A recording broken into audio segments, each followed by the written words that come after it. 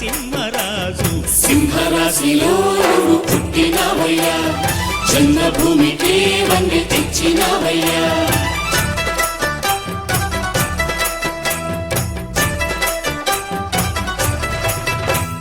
పేదలంటే ప్రాణమిచ్చే మన అన్నరాజు మన్ను నిన్ను కన్న గొప్ప మనసున్న రాజు పేదలంటే ప్రాణమిచ్చే